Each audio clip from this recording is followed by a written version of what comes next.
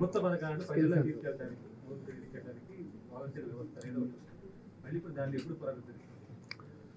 అంటే పునరుద్ధరించడానికి ఇంకా వాలంటీర్ వ్యవస్థ అనేది రద్దు కాల.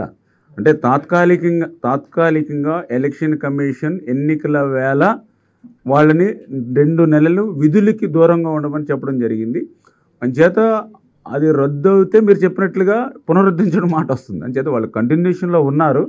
అయితే కొంతమంది ఈ వైఎస్ఆర్సీపీ ఒత్తిళ్ళకి లొంగి వాళ్ళ ప్రెజర్ తోటి కొంతమంది రాజీనామాలు కూడా చేసినటువంటి పరిస్థితి కూడా మా దృష్టికి వస్తూ ఉంది.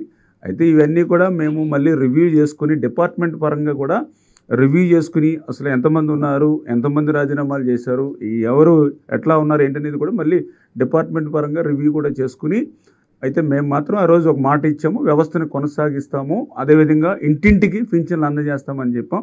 అంచేత దాని ప్రకారంగానే మళ్ళీ మేము రివ్యూ చేసుకుని ఎక్కడైనా అటువంటి రాజీనామాలు చేసిన కానీ ఇతరత్ర ఏవైతే ఉన్నాయో దాన్ని ఎట్లా ఫుల్ఫిల్ చేయాలి, ఎట్లా దీన్ని ఇంకా బలంగా అంటే ఎందుకంటే ఏదో ఆ రోజు వైఎస్ఆర్సీపీ ఏంటంటే తన సొంతంగా ఉపయోగించుకున్నాడు, ఏదో జగన్న సైన్యం అట్లా కాదు. ఎందుకంటే ఒక వ్యవస్థ ఏర్పడిన అది ప్రభుత్వానికి సంబంధించింది. ఆ రోజు 5,000 రూపాయలు జీతం తీసుకుంటూ ఉన్నారని అంటే అది మన అందరం కూడా మరి పన్నుల ద్వారా కట్టినటువంటిది. ఇప్పుడు ఎన్టీ రామారావు గారు మండల వ్యవస్థను తీసుకొచ్చాడు. అంచేత మండల వ్యవస్థ ఎన్టీ రామారావు గారు తీసుకొచ్చారు కాబట్టి మండలంలో ఉన్నటువంటి అధికారులందరూ కూడా తెలుగుదేశం పార్టీకే పనిచేయాలి ఫ్యూచర్లో కూడా అనేటువంటి తప్పు.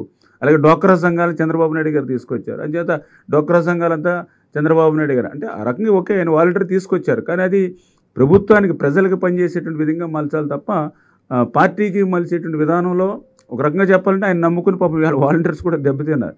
ఎందుకంటే 5 సంవత్సరాలు చాలీ జీతం 5,000 రూపాయలు ఇచ్చి ఈరోజు ఆఖరిని వాళ్ళని ఇంకా స్ట్రెంగ్తన్ చేయవలసింది పోయి మీరు రాజీనామా చేయండి అని వాళ్ళు రోడ్డును పడేసాడని అంటే నమ్ముకున్న వాడిని కూడా ఏ రకంగా నట్టేట ముంచుతాడో అది కూడా ఒక ఉదాహరణ జగన్మోహన్ రెడ్డి.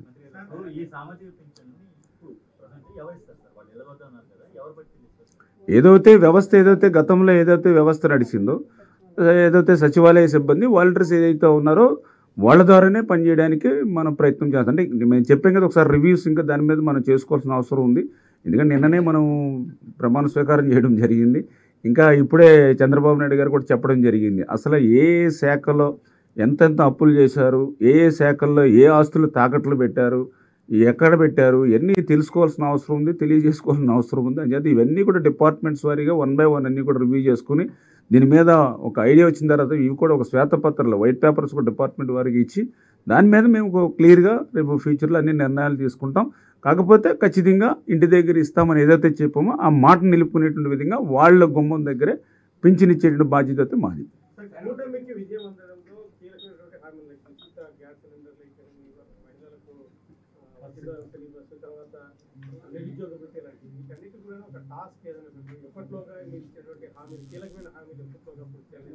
ఖచ్చితంగా ఇప్పుడు మనకి ఒక రోడ్ మ్యాప్ 5 years మనం అందులో మొట్టమొదటిసారిగా 1 by 1 ఎందుకంటే ఈవేళ మీరు చూసారు ఇంకా పెన్షన్లు పెంపు అని అంటే అది రేపు జూలై 1 నుంచి అంటే అన్నమాట వరకు నిలబెట్టడం అంటే అది సామాన్యమైన విషయం కాదు.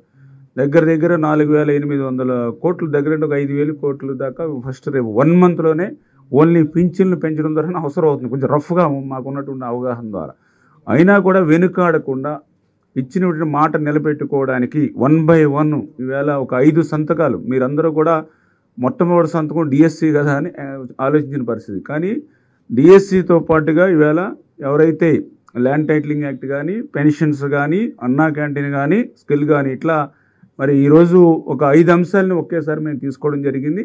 ఏదైతే మేము ప్రజలకు ఇచ్చిన హామీలు ఏవైతేనో ఖచ్చితంగా అవి 1 by 1 అవన్నీ కూడా నిలబెట్టి ప్రజల్లో సాటిస్ఫాక్షన్ లెవెల్ తీసుకెళ్లే బాధ్యత మేము తీసుకుంటాం ఖచ్చితంగా.